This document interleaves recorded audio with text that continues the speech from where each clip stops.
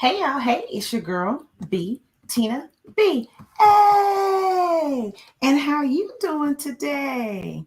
Come on in, come on in, come on in. We've been waiting on you. We've been waiting on you. Yes. Did y'all get to check me out last night when I was doing my yoga? Child, I was not. Let me tell you something. That is a workout. Okay, it is a true real workout. And so, but I enjoyed it. It was, it was really good.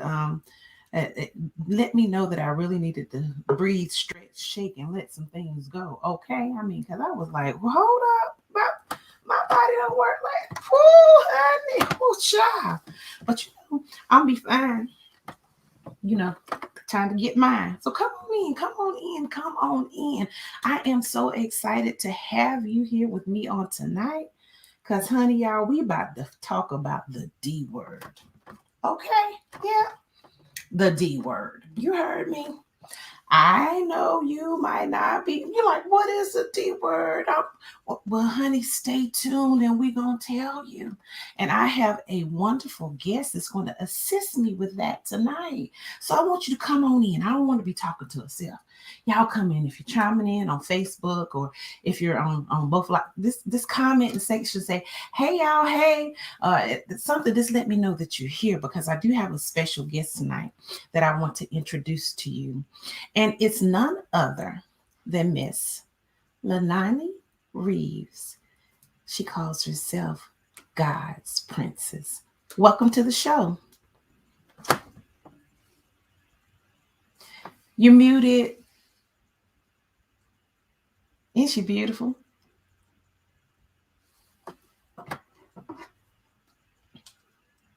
Are you on now?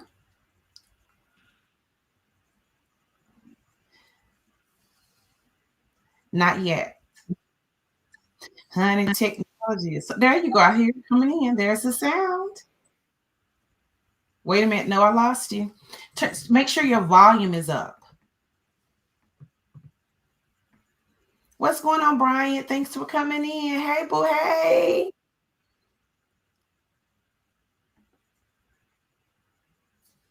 You think, things happen. That's just like life, won't it? You be ready, you be set, you go, and then something pops up, and you're like, what in the world's going on? I think I hear a little something. Are you there? Okay, can you hear me There now? you go. I can hear you. What's going on, beautiful? Huh. It's been a Right. long day. Yeah, Mm-hmm. I'm here. I'm I here. get it.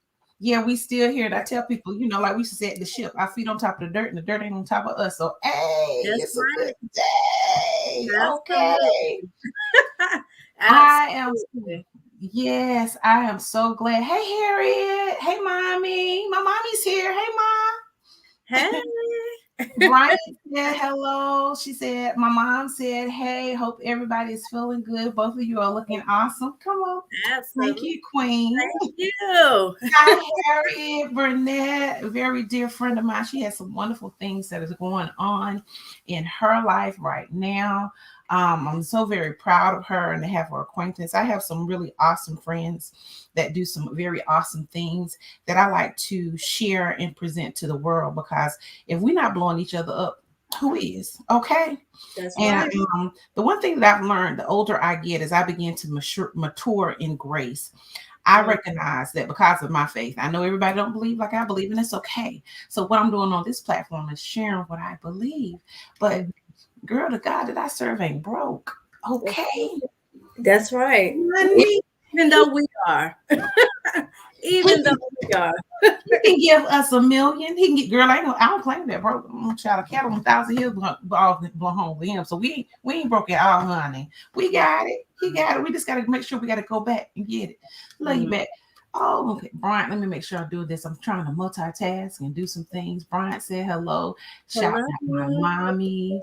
Shouting out Harriet.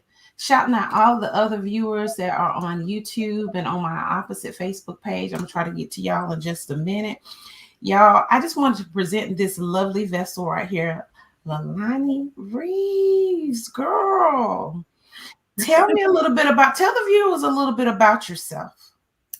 Well, I'm a mother of three. I'm married, so a wife. Strong believer. I am God's princess. Married.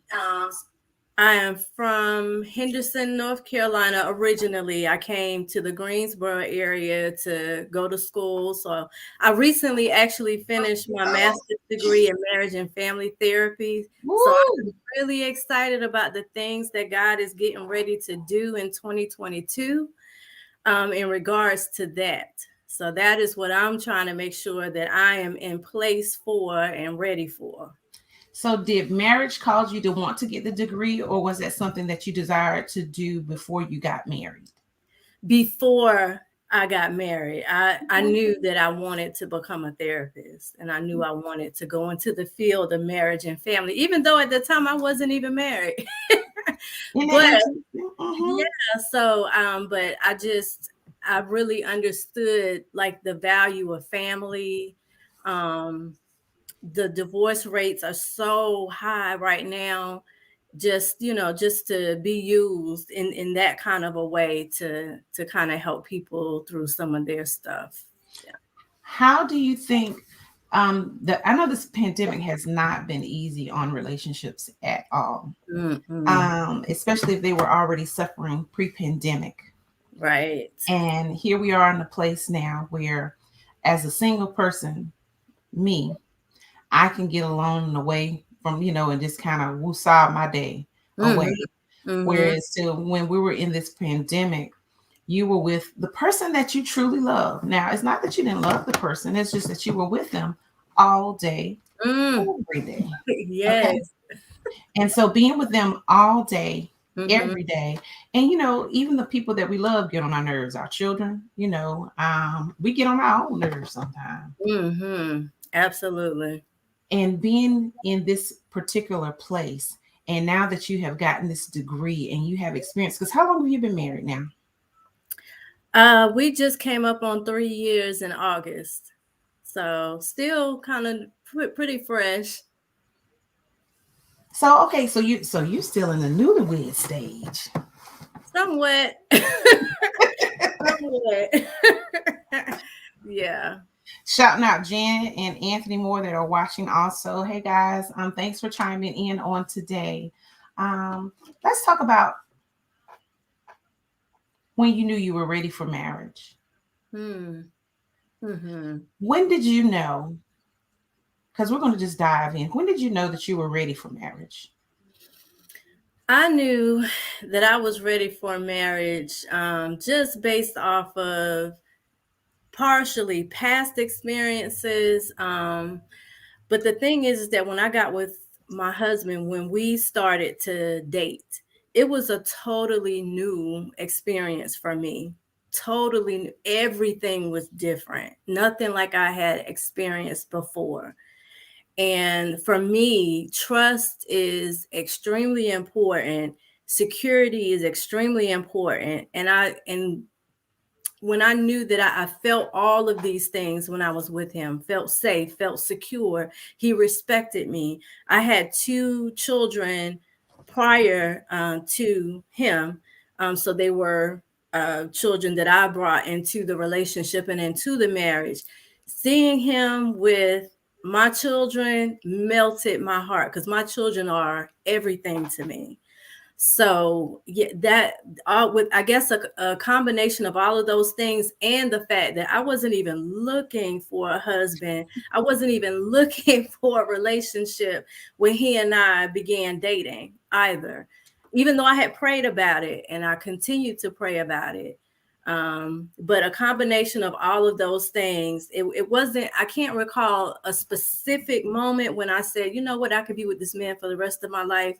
It was just kind of a combination of all of those things to where I began to realize that I could actually be with this person. And he is a believer, he's a man of God as well. Mm, So I mm. could actually have conversations with him. I could learn from him. He learned from me. We prayed together. Just those things. It was, like I said, totally new. Wow. So, and what I'm hearing you say is that it sounds a little different from things that you were accustomed to and in relationships. Am I correct? Yes, absolutely. And I like the fact that you said that there was a lot of trust that was there from day one, A1. You trusted him because you had children. And when Mm-hmm. you have children and you bring another person, whether it be male or female, into Mm-hmm. the equation, you want to make sure that it's somebody that you can feel can be trusted. Absolutely. Yes. I will say it probably took a few months of us dating before he even was allowed to come into my apartment where my children were.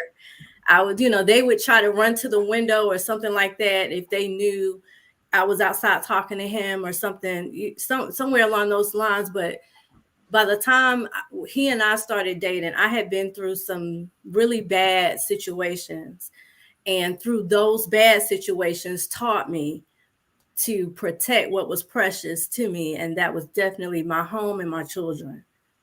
It was very interesting that you said that. A lot of people know what they want in a relationship, Mm-hmm.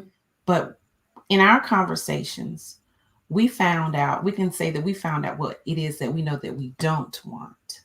Yes. And I think knowing what we don't want in a relationship is just as powerful as knowing what we do want. Mm-hmm. Because what we want can come into the package that we like. But when you get into the package, that thing is nasty. Have you ever been to the grocery store, girl? Or Yes. been out and or order something went out to eat? You Uh-huh. was like, "Ooh, let me try that because it sounds good because it's a fusion of everything that I want. Maybe it's Mm-hmm. got a little spicy in it, maybe it's got a little sweet into it." And you Mm-hmm. dig in, or you put your hand in the bag, or either you put it in your mouth and you find out, this oh, it's Right. nasty. Right. It looks Nothing good, like what it looked like. Right. right? Ever had any food? Have you? We just coming up off this Thanksgiving season, right? And Yeah. you go. And some people don't have family that are still here, and you're invited to dinner, and they Mm-hmm. have something on that table that you like. Oh my God, there goes some stuffing, and then there goes some gravy, and it ain't got no seasoning in it. It ain't got no kind of flavor. Yes. Oh my God, but it looked good. Right. Yes. The turkey could be beige brown and look right juicy. You cut into Mhm. that meat and it's tough as I don't know what. Some Right. of us have been in relationships that look just like that. Am I right or wrong? You are absolutely right. You are hitting the nail right on the head. Right. And so, Definitely. yeah, being in those I mean, because it can look good. It can, I mean, I got I got a turkey this year. And I was so excited about my turkey because I put it on there and it might have been user error. Come on, let's talk about user error too. Yeah. Oh, Clay. Yes. Because Yes. sometimes it's user error. Sometimes we don't know how to take care of what it is that we have, and then sometimes it's just that Mm. that it was defective from the beginning.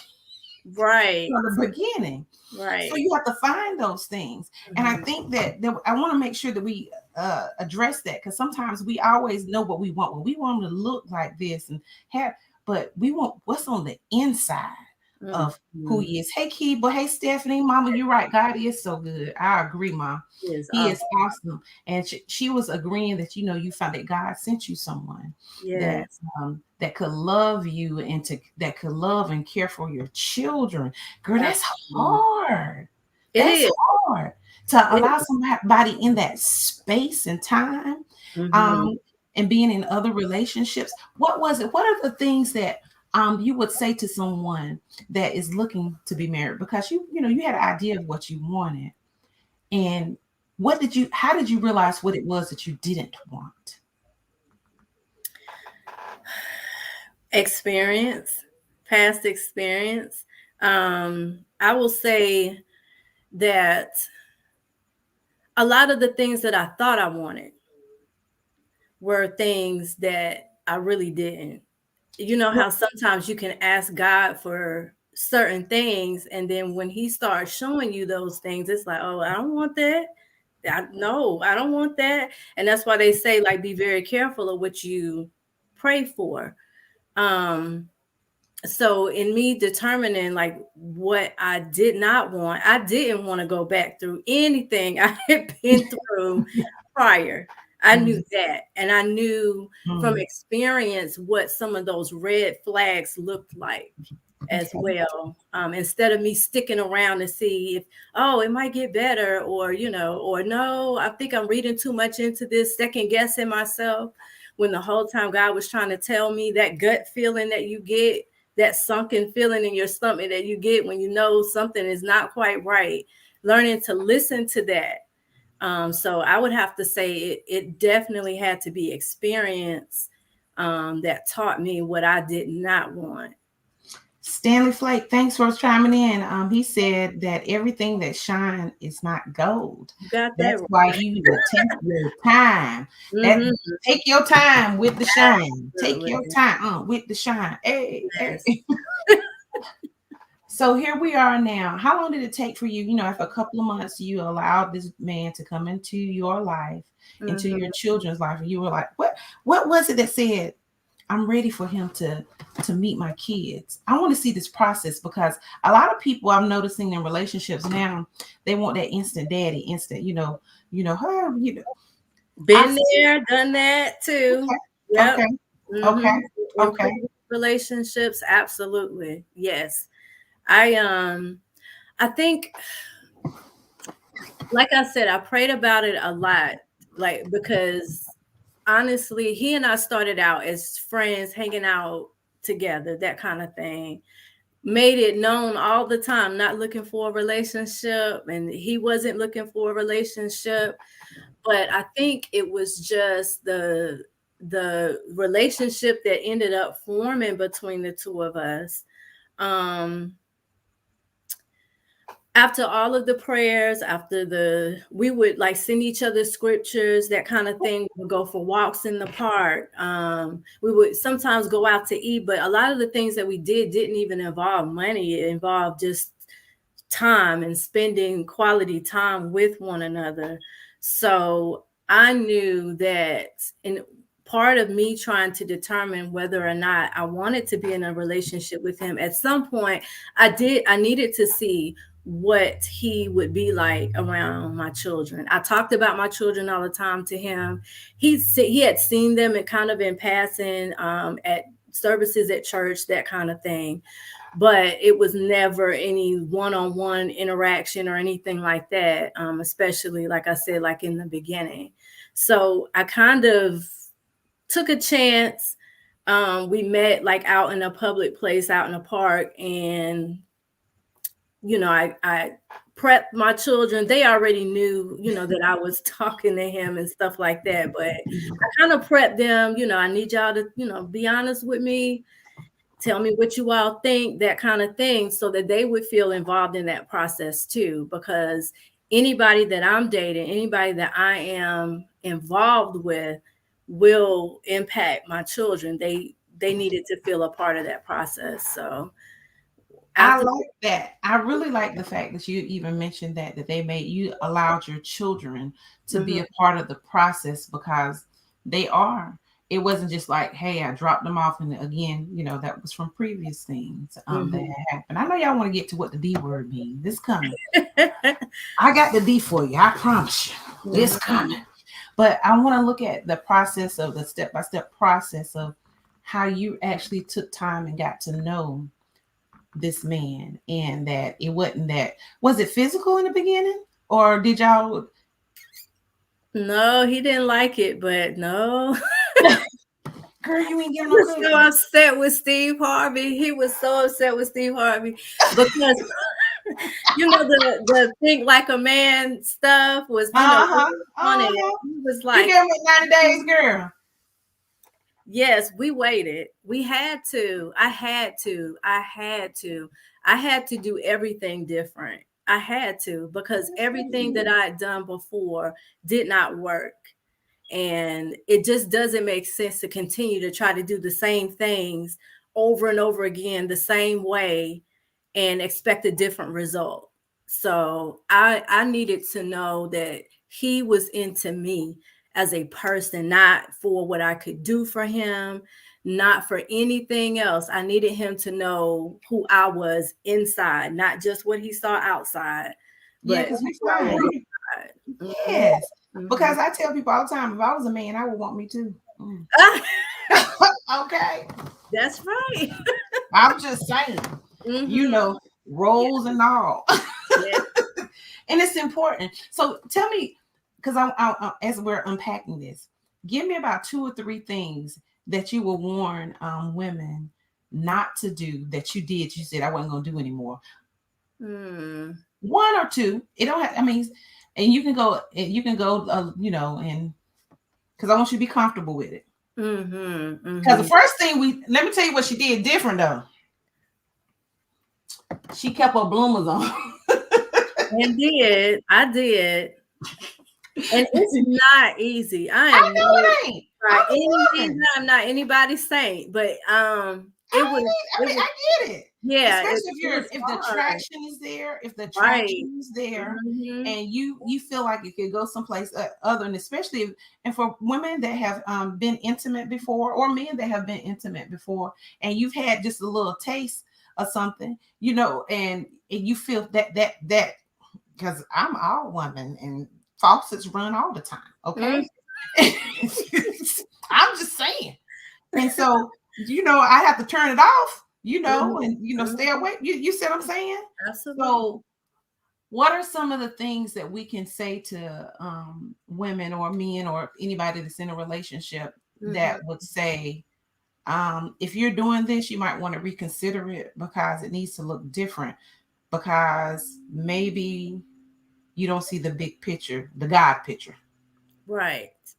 Right. Right. I would definitely say, for one, make sure you are whole as a person first. Mm, I know people say all the time, I need someone to complete me. He completes. No, make sure you have healed from previous relationship things, traumas, that kind of thing. Make sure that you know who you are through and through before you decide to enter into I would say a serious dating relationship, because that comes with its own ups and downs and all of that. So you'll need something to keep you grounded in terms of knowing who you are. So I would say that definitely that. The other thing for me that helped me was when I knew, of course, that I wanted a husband. I would hear people say all the time, when the Bible says, a man who findeth a wife, a man who findeth a wife, a man who findeth a wife, a man who findeth a mm. wife. That means he will find you when the time is right. Trusting God and trusting God's timing is so important. And it's not easy, because the way society is built now, we're ready. We're like, we want things at our fingertips. I'm ready for it now. I don't want to wait. Don't know. Just give me mine now. That's the kind of attitude that is popular right now in society, period. And there is nothing wrong with taking your time. There is no such thing as, I got to be married by this age and I got to do this by this age and all of that. No, it's in God's timing, and his timing is not ours. So that those two would be the two things I would say that help me. I done got a typo up in here, trying to listen to you and type at the same Oh, time. It's not trust God's timing, it's to trust God's timing. So let's yes. go back. Let's Mhm. unpack this and let's take it back to the beginning. Mhm. Um, LALANI Reeves. Mhm. Tell me about you as a little girl. So me as a little girl, I was very shy. It was only two of us. I have a younger sister. She's 2 years younger than me, but she was one of them little sisters that thought she was older than me. And a lot of people thought we were twins for the longest time as well. But grew up in a two-parent home. Mom and dad both worked. Dad was in the military for a little bit as a Marine, and my mom, Okay. my mom worked at.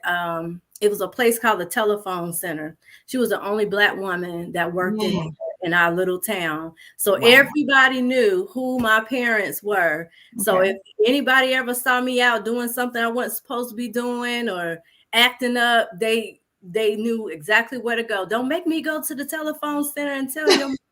And I mean, they did that all the time. So like I grew up in a really small town. My mom used to call me princess all the time. My dad used to call me princess. I was a daddy's girl. I love my daddy. Okay. Mm-hmm. I love my mama too now. I get But it. it's something about daddies. I love my daddy. He provided for us. He was very strong. Wasn't the best communicator, I'll say Mm-hmm. that. Mm-hmm. But he was a man's man. Okay. Oh, yeah, definitely. Fast forward to your dating experience. Mm-hmm. From that little girl, Mm-hmm. daddy's princess, mommy's princess, and Mm-hmm. now you're dating. Mm-hmm. Mm-hmm. Yeah, so all that went out the window when I started dating, because one thing that I did, the first mistake that I made was I watered myself down around people, Mm, other people, mm. What do because you mean by that? Let's talk about that. What do you mean you watered yourself down? so a lot of times a lot of people would give me feedback, my peers and stuff, like, oh, you act so stuck up. And Mm-hmm. I hadn't experienced a lot of things. My parents did do their best to shelter my sister and I from a lot of things. So of course when we hit that teenage period, we kind of ran straight to the neighborhoods, the types of events, all that stuff that my parents had asked us not to be at, just because we were curious. Mm-hmm. So when I ran with those types of crowds, I knew certain things were wrong, but it was like I would kind of throw out the values and the morals and stuff like that my parents worked so hard to instill in us. And over time, it started to kind of chip away at my own self-esteem, Mm. because I would water myself down so much. Like I got tired of people saying, you're stuck up, you don't Mhm. belong here, that kind Mhm. of thing. So I would just, try to blend in, Mhm. that kind of thing. So I got into all kinds of stuff that I really didn't need to get into, and it landed me in some really bad situations that only God pulled me out of, now when I look back on it. So by the time I started dating, it was more like I had kind of forgotten, Who you um, were. yes, totally forgotten who I was, didn't recognize myself. So I would rely on the men that I dated to show me that. So Mm, it was like any little compliment I could get from a male was gold to me. because So, you were a daddy's girl. exactly, Mhm. exactly, Mhm. exactly. Yeah. So, yeah, that So when the it was. guys started complimenting you, I didn't mean to cut you off, but I could hear you. Mhm, I get it because you were mhm, a daddy's girl, and it was just like that was daddy's love, giving me that right. compliment because I'm that little princess again. And Mhm, um, I would say that people were probably jealous of you or mm, intimidated by you because you were a pretty little girl, and then you had, maybe that you came from a two-parent home. I don't know. I wasn't there. I'm just talking. mhm, That's what we do. We're talking. So, mhm, but a lot of times there's an intimidation that comes when you do have that confidence and when you do have your father's love. It's something about knowing that, you've been validated at home. But then, when you go out and then you kind of, the crowds that you hang around is very important because the mhm, crowds influence what you do, where you go, how you behave. The mhm, relationship that caused you to know what you didn't want. mm. What was that relationship? Yeah. So, that particular relationship was a very abusive relationship. I had been in little relationships here and there where I was taught to very disrespectfully, that kind of thing. But this relationship topped all of them. Wait a minute. I So the relationship, let me make sure I heard what you said.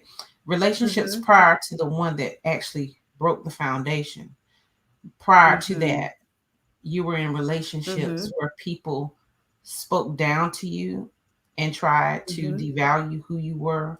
or discredit who you Right. were, or make you seem Mm. like you were not who you were, as beautiful as who you are, or they were intimidated by you possibly and thought that they were Mm-hmm. going to lose you. Maybe I'm asking questions. Yes.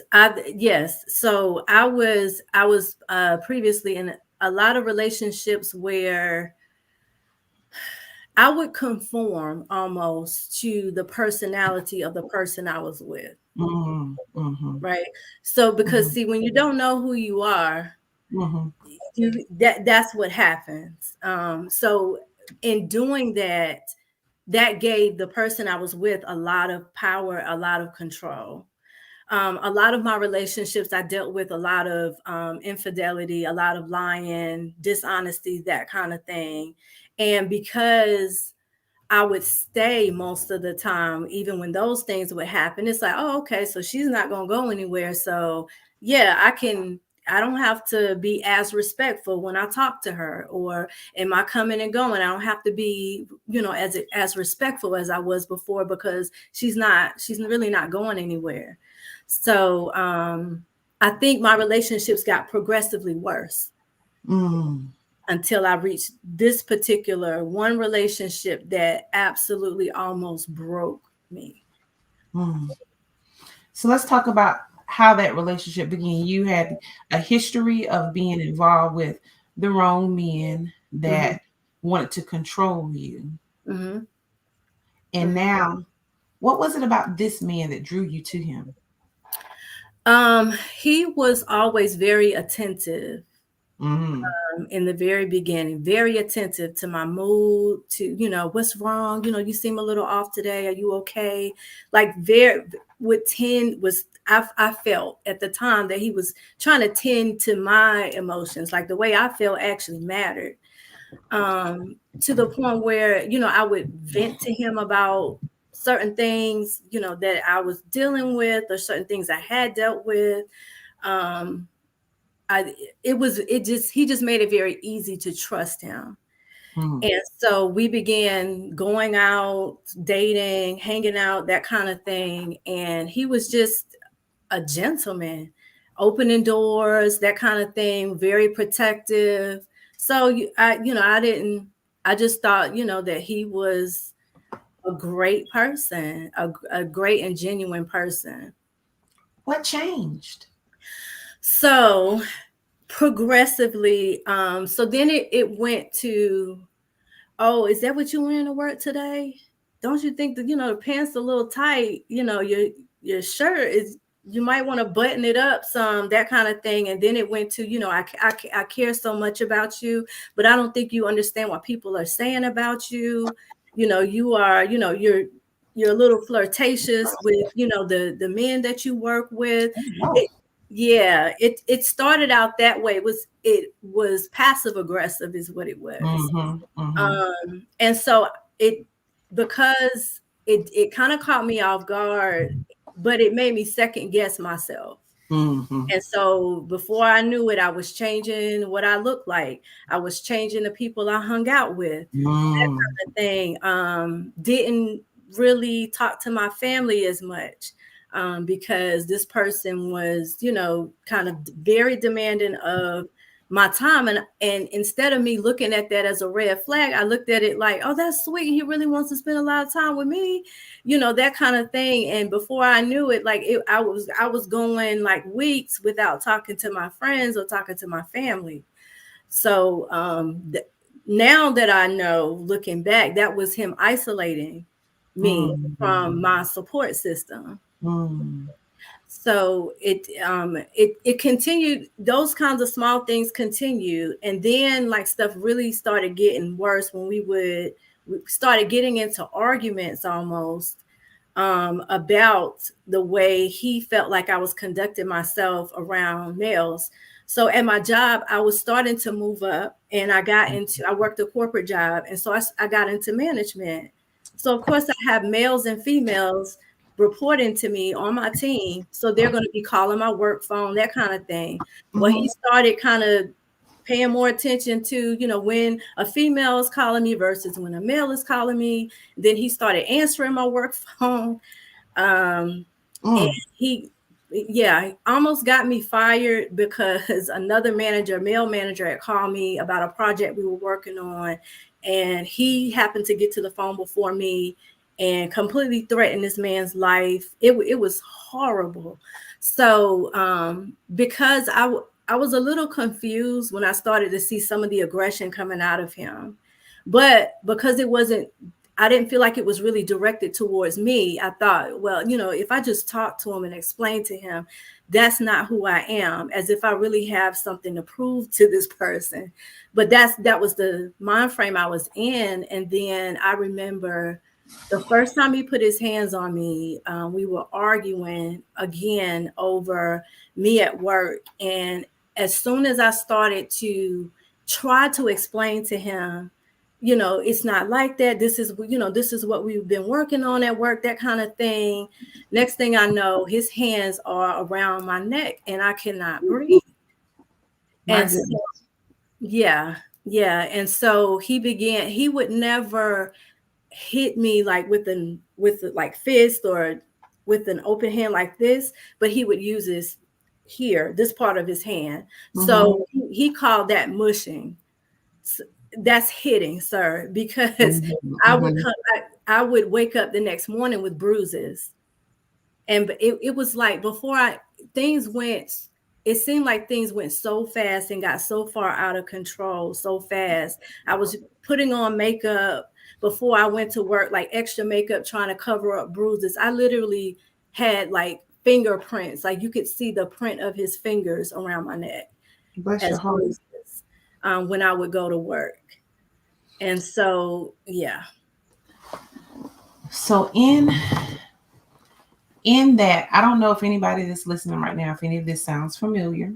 One of the reasons why we're having this conversation is that we want you to recognize if you have not, if you're in a situation, or if this reminds you of something that you may have experienced. Uh, I want LALANI to continue to share her story because it gets a lot more interesting. A mush in the face, Mm-hmm. or a push, or a Mm-hmm. choke Mm-hmm. is violence. Mm-hmm. Last month was actually Domestic Violence Month. And a lot of times it gets overshadowed by October being Cancer Awareness Month. And cancer awareness is just as important. Just like cancer goes on all year round, so does domestic violence. And in being in this time of this pandemic, I want to make sure that people are being aware of situations that they are in and maybe can recognize and get help get out before it goes too far. Mm-hmm. LALANI, can you let people know it's already gone too far once they put their hands on you, but it Mm-hmm. goes further than that. Let's talk about further than that. Mm-hmm. So there was one particular time when we had been arguing, and at this point I can't even remember what we were arguing about. But my children were in the right across the hall, and at this point it was almost like I had gotten used to what it feels like to be choked. Mm. I knew what was coming. I knew I was gonna feel pressure. I knew, my ears would get warm, and it was weird, but I already knew almost what to expect. So, Numb to it. Mm-hmm. right. So he began choking me, and at this point, I'm trying to like not necessarily be aggressive with him, but I'm trying to kind of calm him. And then so I'm like, okay, he normally lets go. He's gonna let go. He's gonna let go. And I start to panic because he's not letting go. He's not letting go. And so my mind then shifts to my children are going to find me in my bedroom dead, and that is going to devastate them. And the next thing I knew, apparently I lost consciousness. And the next thing I knew, I was waking up, I was on the floor, and one whole side of my body was jumping, and I couldn't control it. And it scared me. That particular moment was one of my moments of you have to figure out a way to get out of this. Mm. Because Mm. if you don't walk out of this situation on your own, you're going to leave the situation, but you won't be here. Mm. So, yeah. How long in the relationship did it take for the abuse to start? I would say, in terms of the physical abuse, I would say it had to be a couple of months. It wasn't immediate at all.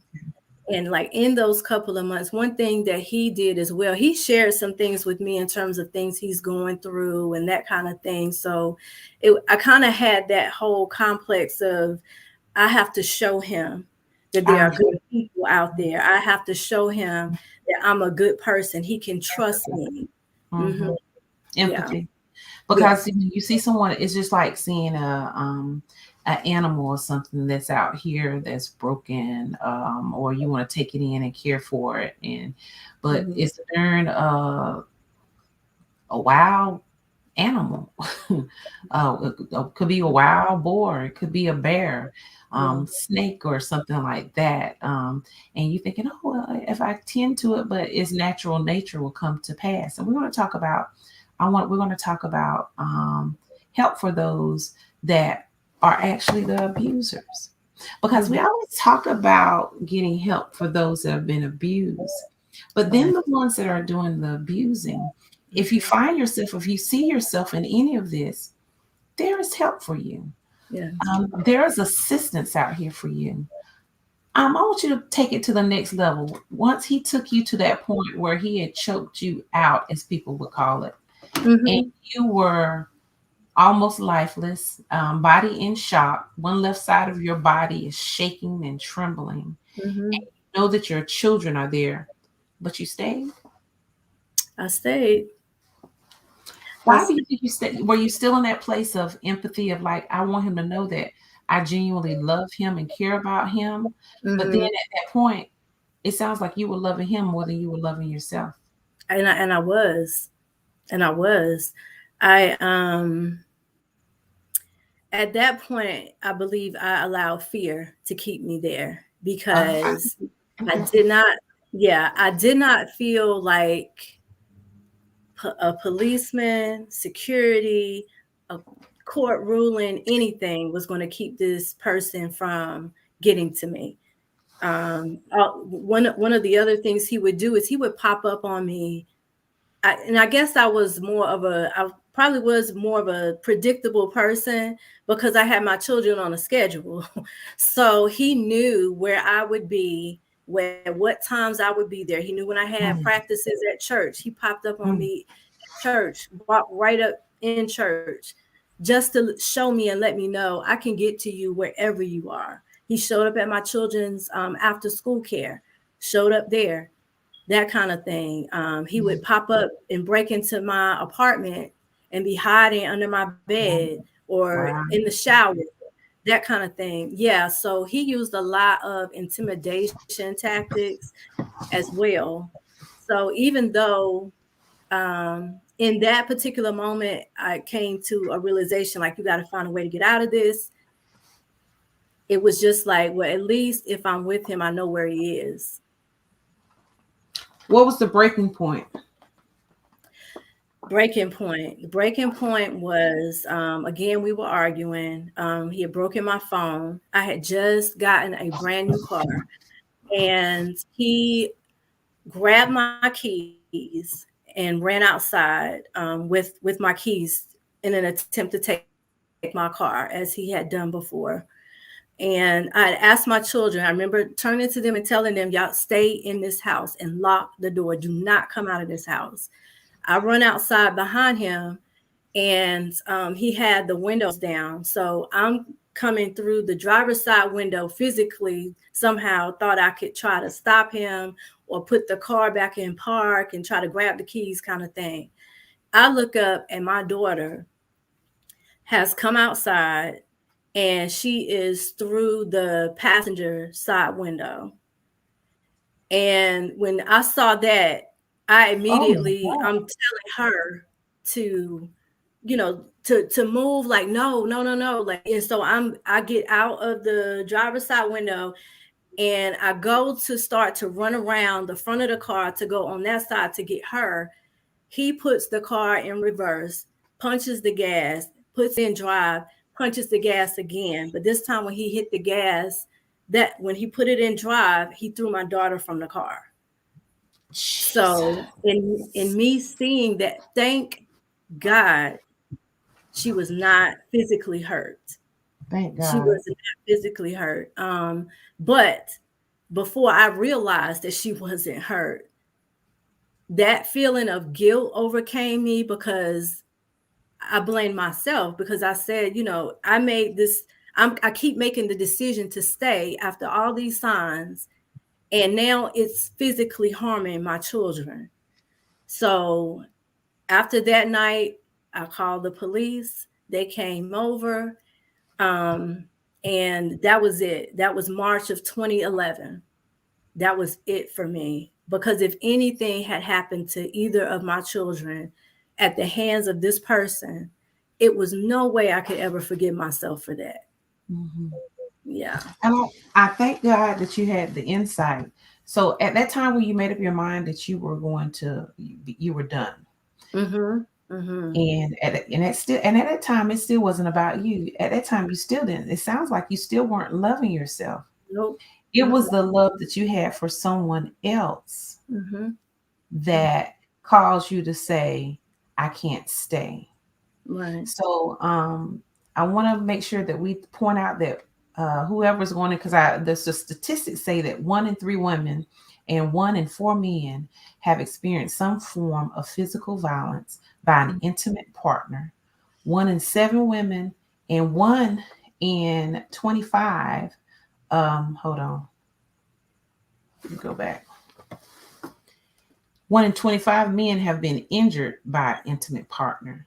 Mm-hmm. Okay, so when you're looking at these things, and we talked about what love looked like in the beginning, what true love looked like in the beginning. Mm-hmm. We talked about what it was to be in a relationship and see signs. And Mm-hmm. we have to recognize signs. I actually know some men that have admitted and said that they have been in abusive relationships, Mm. because it's not just men that are abusing. That's right. There are women that are out here that are abusing and intimidating, and for whatever reason, maybe it's something in their family history, something that maybe it's a mental illness, maybe it's just something that they experience. Mm-hmm. It it's not just one sided or jaded, but what we wanted to do is we wanted to bring you to a place of awareness, especially because of this pandemic, because we've spent so much time in intimate settings with Mm-hmm. those that we love. Mm-hmm. Um, Yeah, we are at this point now where your daughter's been thrown out, and you said that this was it. that was Okay. it. Mm-hmm. What was your next step? What was the step that was taken to get out? So, prior to that particular event, and one of my attempts to leave, I went through the process of getting a restraining order. We went Mhm. to court. The order was granted for 1 year. So I had to point that out only because I went back even after that. Wow. Yeah. What So made you go back? What made you go back? Let's talk right. What made you go back after that? after going through a restraining order and I moved, all of that, um, he started leaving messages for me at work and that kind of thing. Just, oh, I'm so sorry. It was the fact that he was now admitting to, Okay, that he was doing to wrong. So you saw yes, hope. right. I thought that he was on this road to changing and that kind of thing.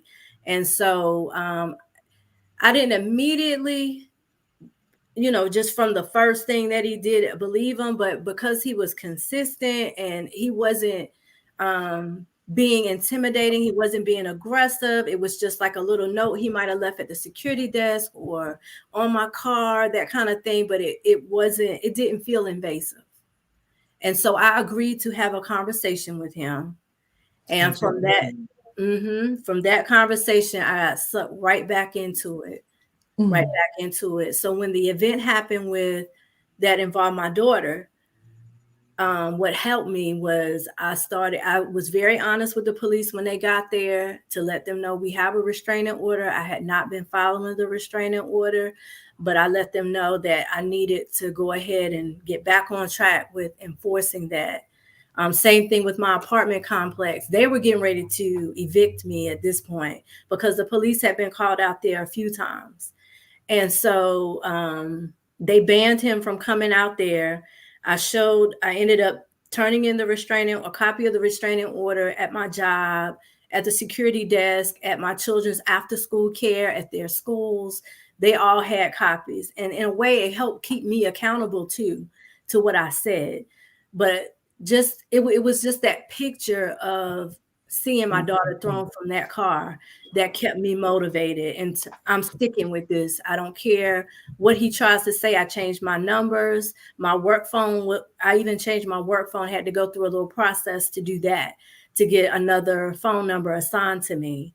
So he really had no access to me at that point. He tried to send little messages through mutual friends that we had. And even in that, I had to make some hard decisions to distance myself from certain people that we both knew.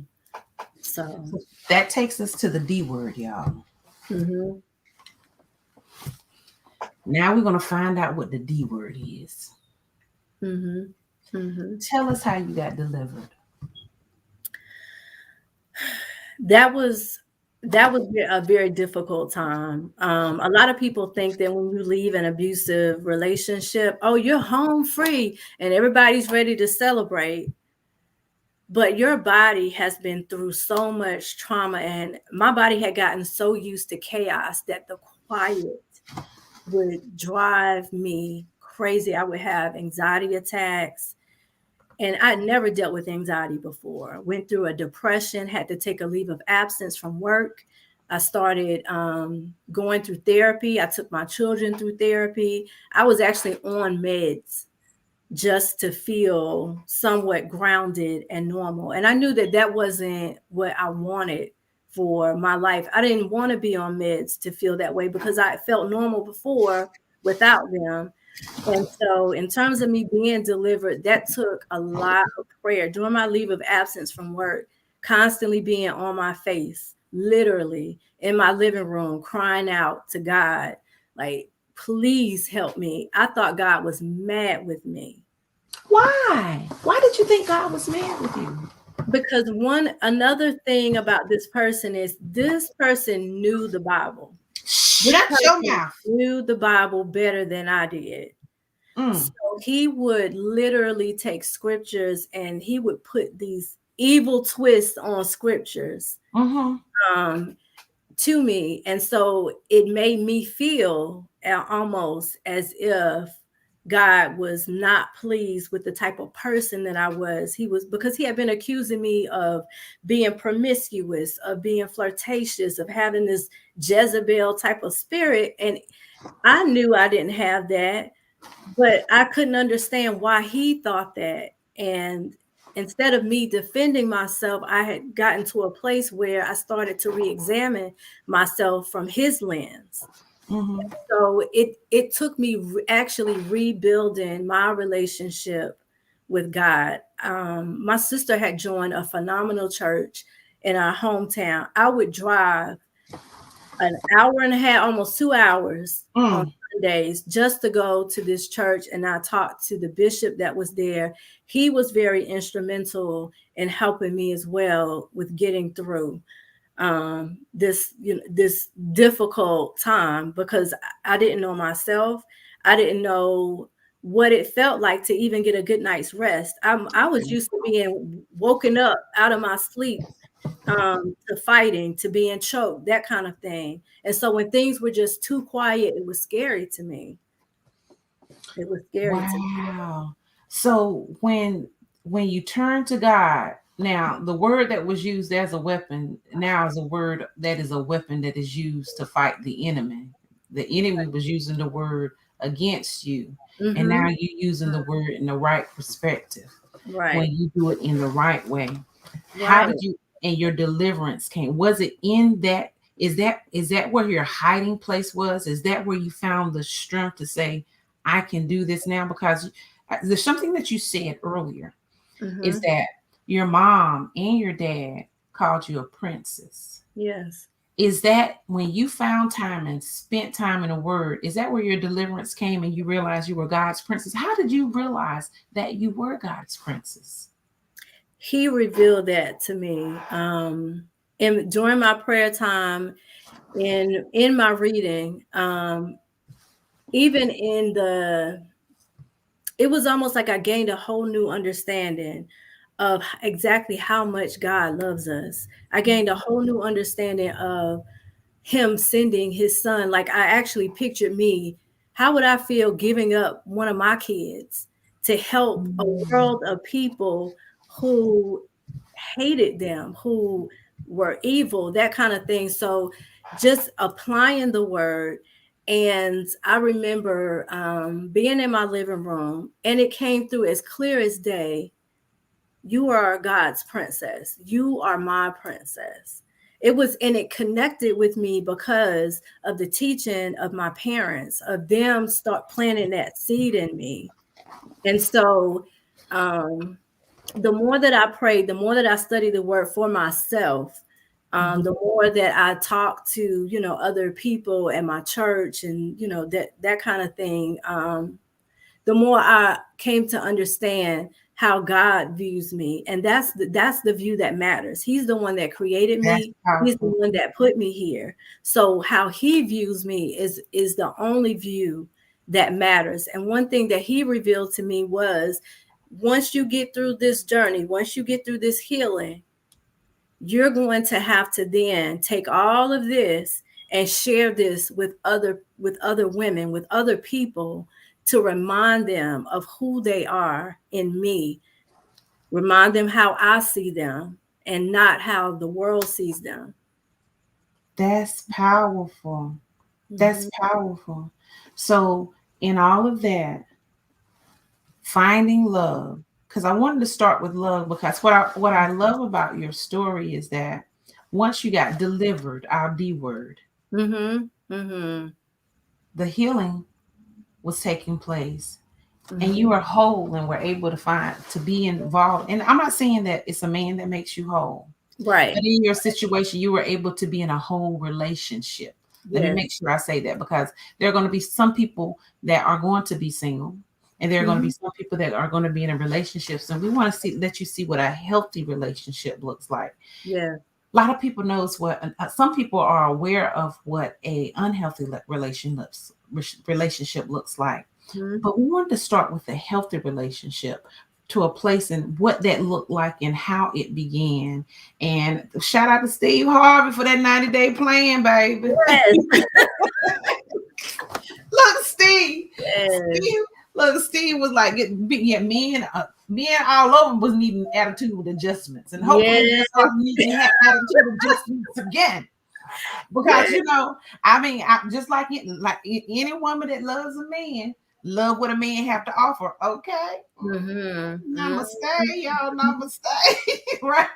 We It's like, being real. yes, Yes. that's real talk. I mean, I Yes. I love them parts of a man. Oh Mhm. Lord, yes, hallelujah, thank you, Jesus, Yeah. because it fit me like a lock and key.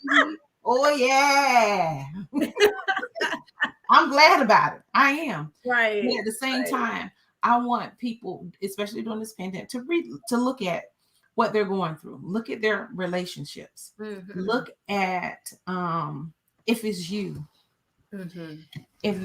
young man, that have been insecure or controlling Mhm. or demeaning Mhm. or just abusive. I want to speak to you tonight. Mhm. I Mhm. want you to know that people care about you as well, and that Yes. you can get help if you desire to. It's Mhm. got to first start with you desiring to be delivered, the Right. D word on tonight. Now, in talking to Leilani, there are a couple of things for domestic violence. There Mhm. are some numbers that you can actually call to get help if you're going through. And those numbers I'm going to post in a link. But the first one is, hold on, I got to get back up here because I got so engrossed in the conversation. Can you tell me about First Health Resources again, where they can go? And this is for that young man or that woman, because there are women out here that are just as abusive as men. And you too need to be our D word on the night. Somebody Mhm. say delivered. You can Mhm. type in the chat, Absolutely. in the comments, delivered. Mhm. There's no reason why we're already in a pandemic and there's some unnecessary roughness. There's no reason why you could feel like you have to take your anger and anxiety out on someone else. If you don't trust that person, leave that person alone and go Mhm. be by yourself, love yourself, or Right. either be with someone that you can trust that won't make you feel insecure, that won't make you feel as if you need to dominate them or destroy them. There's some other D words that we can use. There's a whole lot of D words that are Mhm. in this. But the D word for tonight is deliverance. I'm challenging you. I want you to understand that there is help for you because we have to go. Some people go to the Lord in prayer. I know I do. I have to all the time. But there's also some things, if you don't have the faith yet to be able to pray and ask God to help and deliver you, and then take the actionable steps to stop thinking the way you're thinking mentally, that you Mhm. can go to where you can get assistance. Um, one of the places that you can go to is, hold on this here phone. Somewhere in this phone I have an answer for you, but I can't find it right now, and that's gonna make me boo. What I do with it? Do you still have the number with you, Lalani? For which one? The Which first health the you talking about family or services of the family female? services. That's what it is. Uh-huh. Yeah. So they actually have Oh, here it is. Here it is. I got it. I'm Mhm. sorry. Go ahead. Go ahead. Keep talking. No, I was gonna say they actually have several support groups that are there. The way that they're structured is they offer, you have individual sessions that you can receive regardless if you were a victim of domestic violence or if you were the abuser, in terms of if you needed some anger management, that kind of thing. So the way that they structure it is you get individual sessions, but you can also come to the support groups that they have, because sometimes it helps to be around other people who are also dealing with some of the same things. The details might be different, but some of the same overall issues that you may be dealing with or struggling through. And it's called Family Services. And I'm doing it locally in my area in the 336, Mhm. because you want to start, where you can affect right now. And I'm pretty sure if you dial this number, that you'll probably be able to be directed to additional programs or places where you need assistance. Somebody may see this right now and say, I need to get out now.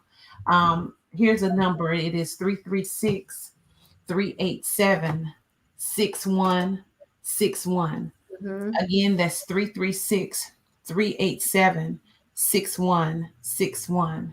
There is also a national domestic hotline that is available that you can actually use to call. But the family services, I want to start here because I want you to get help as well. I want that person that has the abusive nature. I want that person that has been destructive. Maybe it's to your children, maybe it's to your parents, maybe it's to your friends. Maybe you find yourself in that volatile outrage. I want you to be delivered on today. Now, one of the things that Lalani said that has been so powerful is that she went for herself. A lot of people go to church and they hear the word, but until you pray to God for yourself and get a relationship, because He already know. he already know what you're going through. He already know that you have this thing that's on the inside, this angst that's bothering you, that's causing you to act unseemly. It's been hurtful.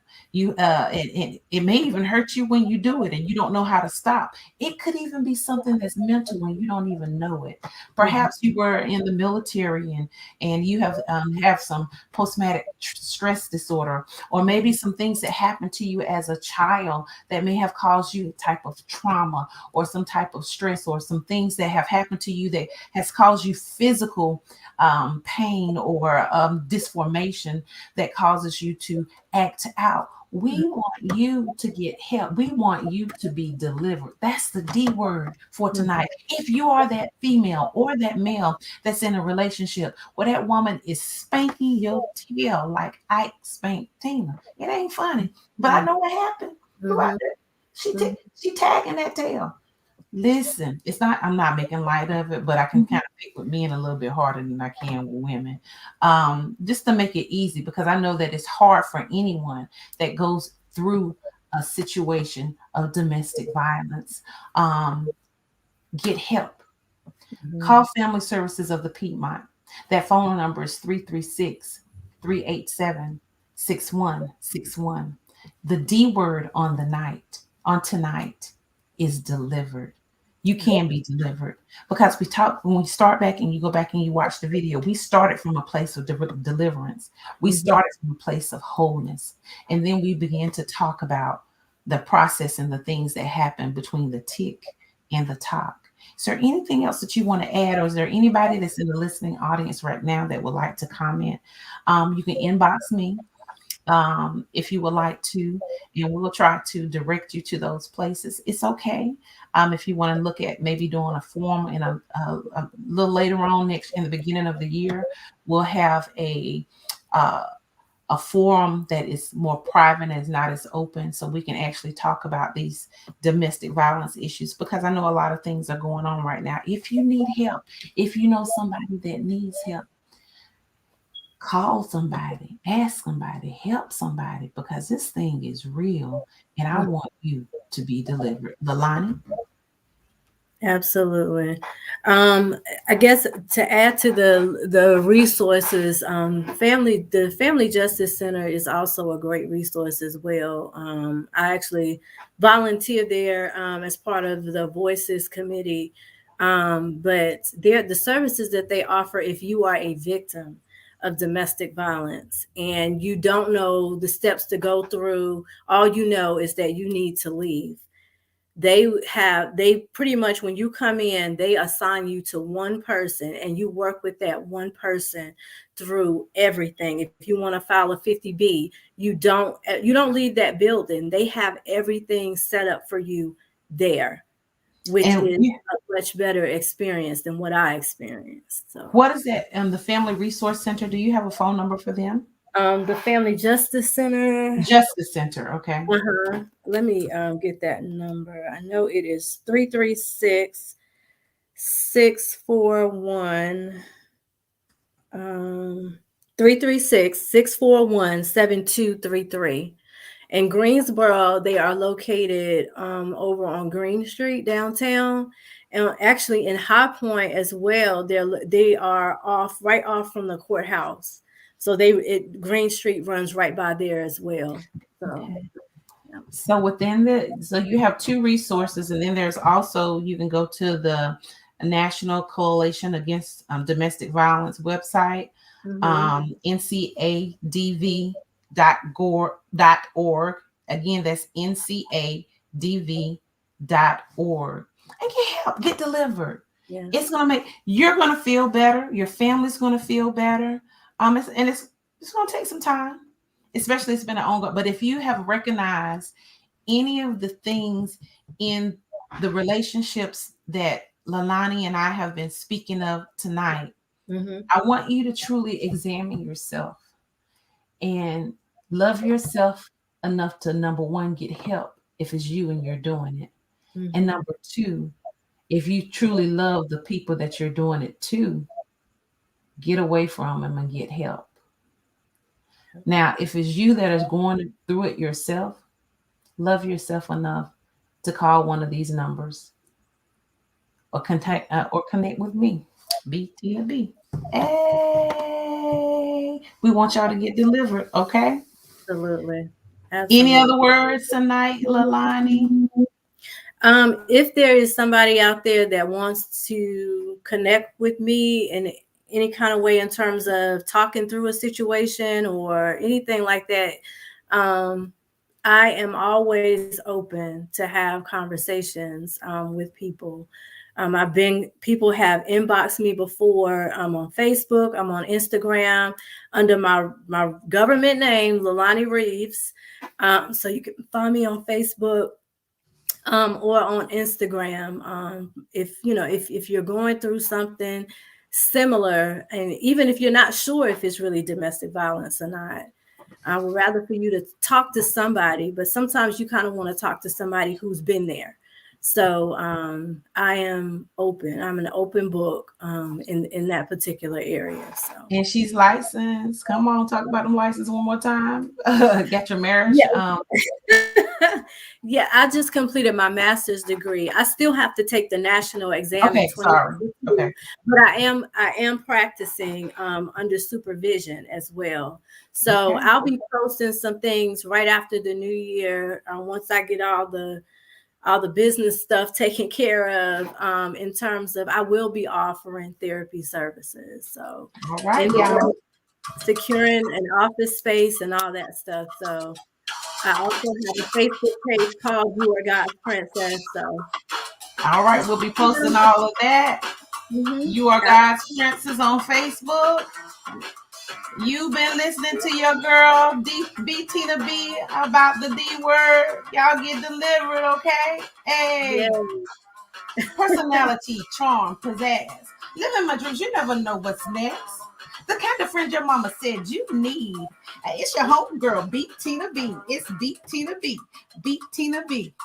It's your homegirl, Beat Tina B. Hey, with LALANI Reeves, y'all. Make sure you stay in contact. I hope you enjoyed. I hope this has been a help to you. And please, please, please, whoever it is, if you're the abuser or the abusee, get that D delivered. Ah! Yeah. Good night, guys. Thanks so Good much. night.